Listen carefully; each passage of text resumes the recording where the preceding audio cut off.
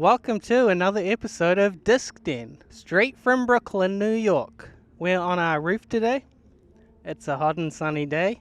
I thought it would be nice to go outside. I do want to apologize for missing last week. As you can see, I had a bit of an accident playing chess of all things. So I've been home most of the week, but I got to watch the Queen's Gambit again. Got to rewatch my idol, Benny Watts. I got this jacket. This should be fine in a couple weeks, so it's not so bad. It's a beautiful, hot, sunny day. Birds are flying. People are playing music on the streets. There's a slight breeze. It feels just right. We have a very exciting episode for you. We will be discussing one of the great albums of the new wave scene of the late 70s, CBGB's times, Parallel Lines by Blondie. One of my favorite Blondie albums. Been a couple of weeks. Do you have anything you wanted to say, Christian, to catch us up on you?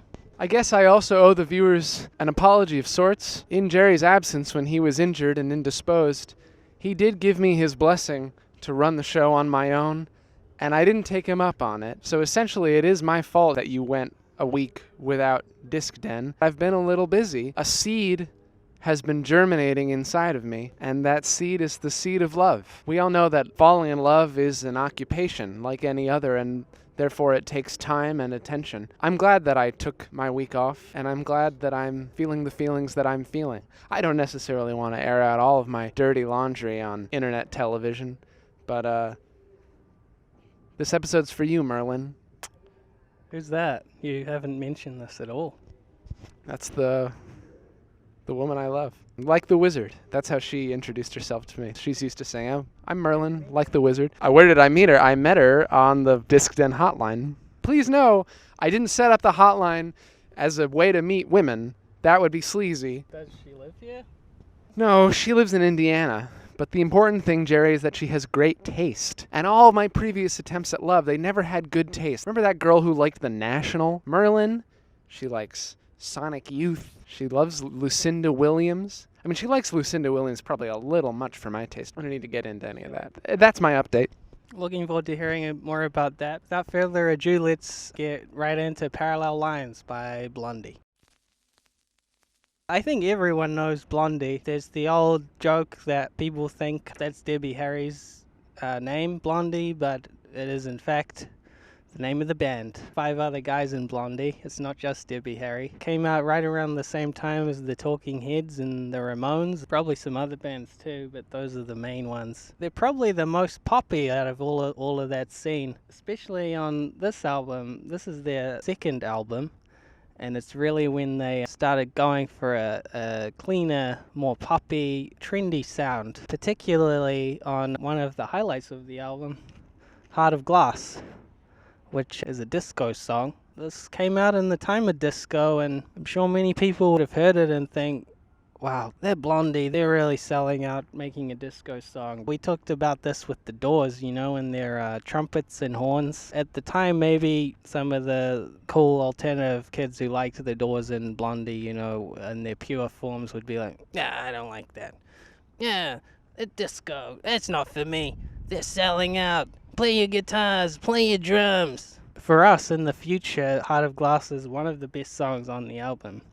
It's really danceable, and it's an amazing song. You might not think it looking at just the cover, particularly if you're listening on your phone where it's really small. But Blondie was a bit of a punk era band, though it might be hard to tell because they're all in suits. But if you zoom in on their feet, you can see they're wearing dirty sneakers, so they're not all as crisp as they may look.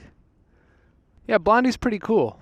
I never really listened to the album cuts. I knew the big hits. Sometimes a song weaves its way into the public consciousness, and it's just considered an all-time classic, like Heart of Glass. I think everybody carries Heart of Glass in their hearts. I'm not too snobby for Heart of Glass. I will say, I think the chorus is a little weak. That's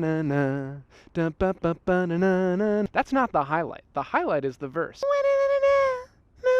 Her singing is so ethereal, but also the shape of the verse melody is kind of amorphous. It doesn't have really crisp outlines, and it makes you feel sort of like you're grabbing for it, but it's flying away like a will-o'-the-wisp. I won't disagree with you there. I think the verse is wonderful in its tranquil beauty. That being said, the chorus is still very good. It just keeps it simple, you know.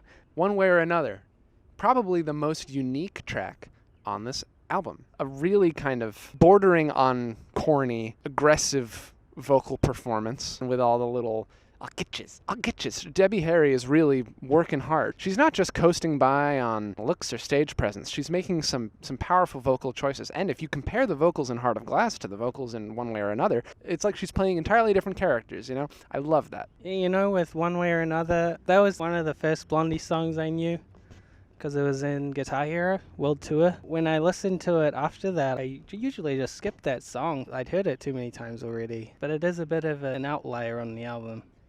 Well, that's exactly my point, because I don't think of Guitar Hero when I think of it. I think of it the Swiffer commercials. You might not be familiar with what I'm talking about, but I'm sure many of our American viewers will remember Swiffer commercials with One Way or Another. And it just feels like it killed that song in my heart. But it's weird that that doesn't happen for Heart of Glass, because I do still think that One Way or Another is quite an exciting and worthwhile pop song. But if you can't love it, it might not be your fault. There are also other tracks on this album. Hanging on the Telephone is a great opener as well. Just gets right into it. Feels like it should be a cover, but it's probably an original song. It's just so classic, you know? Feels like a song that's already been written, a standard. Doesn't it make you want to do that?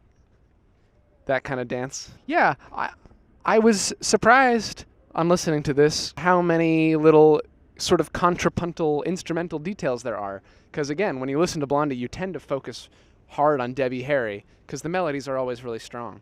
But Hanging on the Telephone has lots of little guitar lines that fill in between the vocals, and it has that little like guitar thing. They're nice little touches that kind of get overlooked just because the songs are so melody forward, but they have a knack for atmosphere, particularly the song Fade Away and Radiate, which is sort of the slow ballad of the album.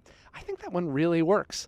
A lot of the time the ballad song is where you snooze away, but That was a favorite of mine in high school when I started listening to this album. I just loved that song so much. And it is a bit of a strange, slow song on an otherwise very up-tempo album. But listening to it now, actually didn't like it so much. Like, it's still good, but it doesn't have the same magical draw it once did to me.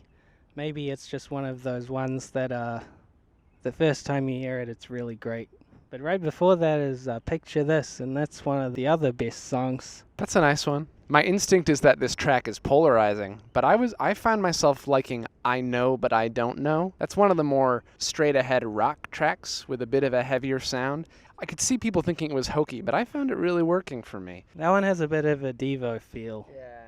It's a little corny, but it's good. Some of the other more straightforward rock songs, the last two in particular, I'm Gonna Love You Too and Just Go Away, to me those are the weakest songs on the album. Heart of Glass is the third to last song. You know, you have the standout track of the album, and then you end with two kind of forgettable filler numbers. It's a bit of a shame. Probably the last one that's really, really good that we haven't mentioned is Sunday Girl. I love songs about Sunday. You know, there's Sunday Girl, Sunday Morning, Velvet Underground, Sunday Morning Coming Down, Chris Christopherson, performed by Johnny Cash. It's the best version. It's a good day in general, you know. Sunday. Don't have to do anything. It's usually sunny like this. Today's a Monday, but kind of feels like a Sunday. Sunday Girl probably has the best melody on the album, and it's like the most traditional sing-songy melody. It's the kind of song you could sing in the shower. I'll give this album an 8 out of 10. Definitely be my favorite Blondie album if it went for Eat to the Beat. That one's also really good. Parallel Lines is probably more must-have. This copy I have is extremely warped and totally unplayable. I've been listening to it on my phone, but I did used to have a copy of this. That's when I listened to it in the old days. Different copy, wasn't so warped. Well, I don't know any of the other Blondie albums, so I can't compare this to them, but I would probably give it a 7. I guess now's the time for me to unveil a new thing that I've been working on. I've been supported in this endeavor by Merlin, the love of my life. You may know that I've been a little bit frustrated with the numerical rating system for talking about records. Just feel it's a little bit reductive, and it doesn't really give you that much information. I'm trying to devise a different system. It doesn't have a name. Next week I'll have a name for this system, but I wanted to tell you that this album, it's a front-loaded Francine. Which is to say, a front-loaded Francine might mean that the first half of the album is better than the second half, but it doesn't necessarily mean that. What it really means is that the album gives you what it has to give mostly up front. It wears its heart on its sleeve, and it's pretty straightforward. Front-loaded Francine. Just before we move on, because I'm introducing this new system, I wanted to just go through all the previous records that we've released and tell you what their categorization is. I'm not going to go into detail about all of them because we don't have time, but just really quickly. Ozma by the Melvins is a gnarly Natalie. Blood on the Tracks by Bob Dylan is a Grows on You Gretchen. Village Green Preservation Society by the Kinks is a Reined-In Rachel. Destroyer by Kiss is a genre Geraldine. Manning Fireworks by MJ Lenderman is an inoffensive Irene. Ingenue by Katie Lang is also an inoffensive Irene.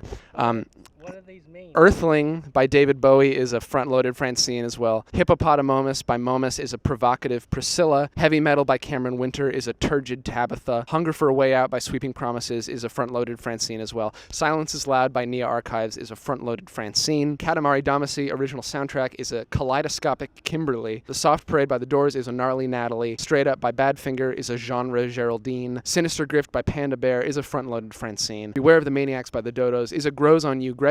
Twin Fantasy by Car Seat Headrest sucks. Amputexture by the Mars Volta, a turgid Tabitha. The Beach Boys Smiley Smile, provocative Priscilla. Wild Honey, Reined-In Rachel. Beach Boys Love You, provocative Priscilla. Beach Boys are 2 for 3 on provocative Priscillas. Pacer by the Amps is an inoffensive Irene. Mingus by Joni Mitchell is a kaleidoscopic Kimberly. Jobim by Antonio Carlos Jobim is a Grows on You Gretchen. Acabo Chorare by Novos Baianos is a gnarly Natalie. The Popeye soundtrack is a confused Carolyn. And Noble and Godlike in Ruin by Deerhoof is a gnarly Natalie. If you want to call in the hotline to get a little more information on what all that means, the lines are open. Thank you.